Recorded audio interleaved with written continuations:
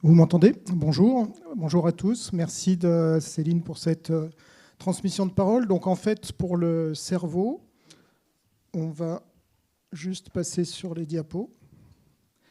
Sur le cerveau, je ne sais pas si vous avez remarqué, mais on a tous eu des cours d'éducation physique et sportive à l'école, où on a appris à bouger avec notre corps. Par contre, pour le cerveau, on n'a eu aucun enseignement. Et donc, ce qui est bien, c'est de voir...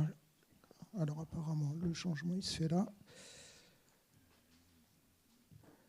Donc, de voir en fait sur ce cerveau qu'on l'utilise de façon automatique et que en fait, en l'utilisant de façon un tout petit peu différente, on amorce des choses qui le rendent à moins de consommer d'énergie et à plus être efficace. Voilà.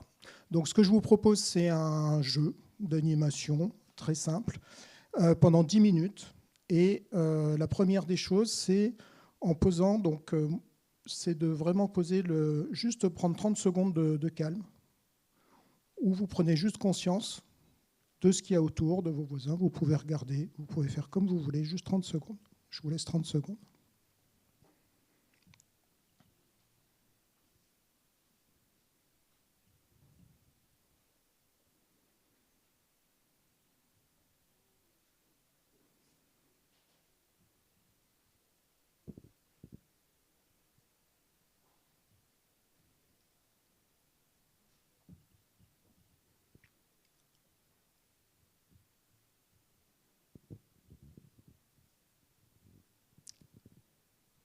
Alors, ces 30 secondes étant passées, on va tâcher de créer un souvenir. Et je vais commencer par vous donner un exemple. Je me souviens d'un lieu, une ville en l'occurrence, quelque part en Normandie, où il y avait tout était à distance humaine. Il y avait des usines, un centre-ville dynamique, une diversité sociale. Et finalement, ce lieu, pour moi, c'est à la question posée, souvenez-vous d'un lieu que vous avez trouvé attachant, c'est celui qui m'est venu en premier. Donc la question que je vous pose, pensez à un endroit, une rue, une place qui vous est agréable, juste agréable et vivant, pas qui était forcément performant. Essayez de faire cet exercice de mémoire pendant 30 secondes. Je vous laisse un petit temps pour faire cela.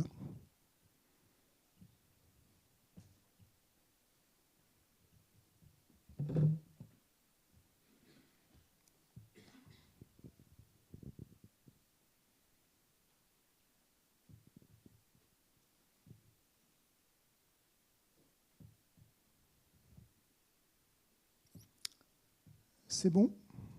Vous avez ce lieu en mémoire? Et ce que je vais vous demander maintenant, c'est de le partager pendant à peu près 45 secondes de façon très concise, pas sans faire de grandes phrases, avec votre voisin ou votre voisine. Donc, allez-y, mettez-vous en binôme. Et quand je vous dirai stop, par contre, je vous demanderai de... Voilà, allez-y.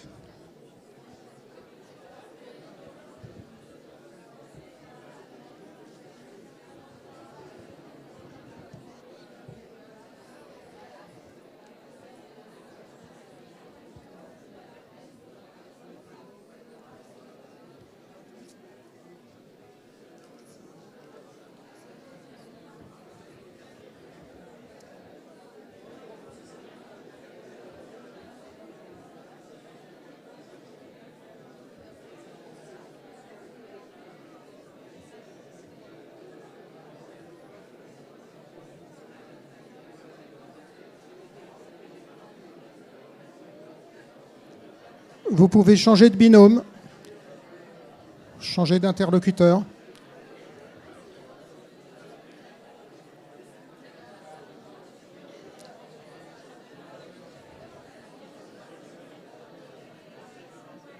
Alors, je vais vous demander de reprendre la parole.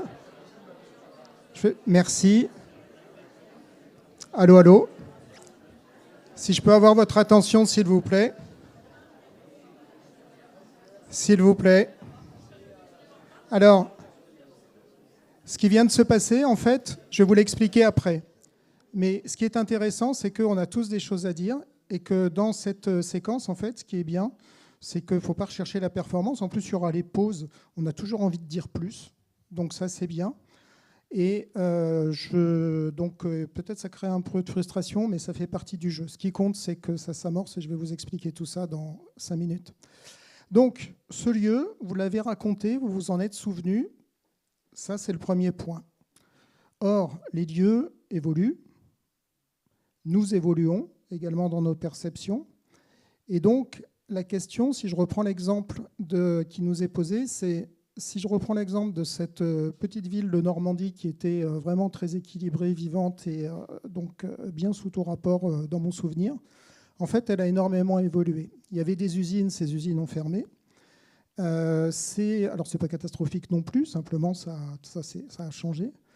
Le centre-ville et les commerces de centre-ville se sont déportés en périphérie avec ce qu'on connaît partout, le Super U, le machin, le truc. Voilà. Et finalement, la question que je me suis posée, c'est de dire, mais quel est le critère qui ferait que finalement ce lieu reste quand même attractif ? Concrètement, avec tous ces changements, s'il y avait un seul critère qu'on me demandait, qu'est-ce qui ferait que ce lieu reste attractif pour moi, reste vivant et que je m'en souvienne encore dans 10 ans, dans 15 ans ? Et ben moi, j'ai défini que c'était le côté diversité sociale sur des fondements économiques qui permettent cette harmonie de vivre. Voilà, c'était juste ça. Donc, ce que je vous pose comme question maintenant, le temps qui fait son œuvre et sur le lieu que vous avez choisi, vraiment celui que vous avez choisi, qu'est-ce qui ferait qu'avec les évolutions, ça reste quand même un lieu attractif pour vous ? Et vous avez 30 secondes.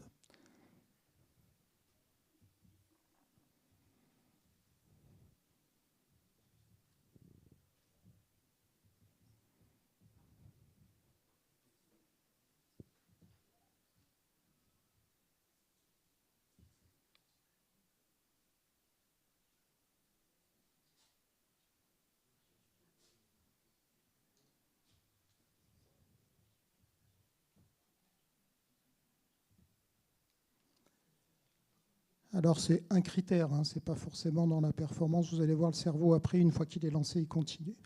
Donc là, même chose, vous prenez la même personne en binôme et vous repartagez pendant 1 minute. Allez-y.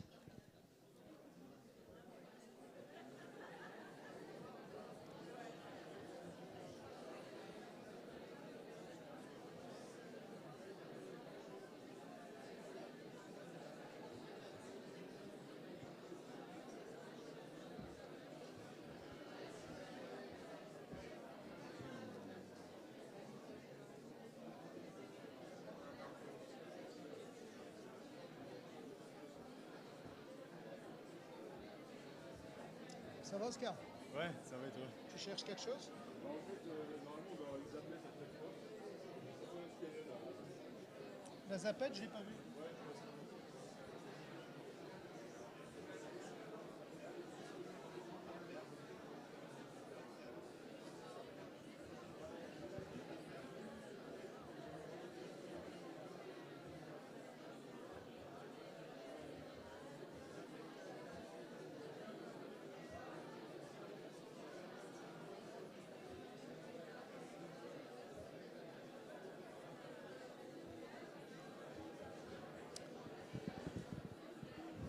Alors, je vais vous demander votre attention à nouveau, s'il vous plaît.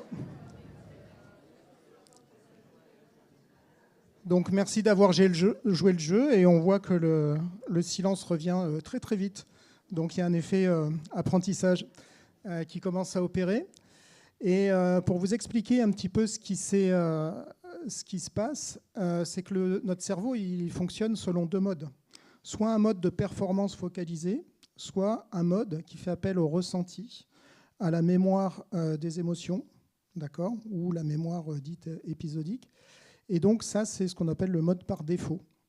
Que ces 2 modes existent, et notamment le mode par défaut, celui que vous venez d'activer, est très peu utilisé comparativement dans le milieu professionnel. Et donc la conséquence de ça, c'est que comme c'est ce qui nous guide, parce que c'est ce qui permet donc de vivre les ressentis, de les refaire revenir à la surface, de recréer du lien, et vous me voyez venir avec le thème de la journée, en fait, ce mode, il est vraiment essentiel. Et ce que vous venez de faire, en fait, c'est finalement ce qu'on devrait faire pour utiliser le mode du cerveau, enfin le cerveau tel qu'il est conçu, tel qu'il est prévu de fonctionner, c'est-à-dire d'utiliser ces deux modes-là, et pas juste un mode. Et donc, quand vous avez partagé en binôme, en fait, vous avez créé du lien, vous avez relié les choses. Quand vous avez fait appel à vos souvenirs, vous avez lié un souvenir du passé à la situation présente. Et ça, en fait, votre cerveau, il apprécie énormément et il est beaucoup plus, entre guillemets, performant quand on a activé ces modes. Et donc, nous, ce qu'on fait, c'est qu'on crée ces conditions pour que le cerveau exprime son plein potentiel, y compris en termes de consommation d'énergie, puisque le but du jeu, c'est aussi d'être apaisé et de consommer le moins possible d'énergie.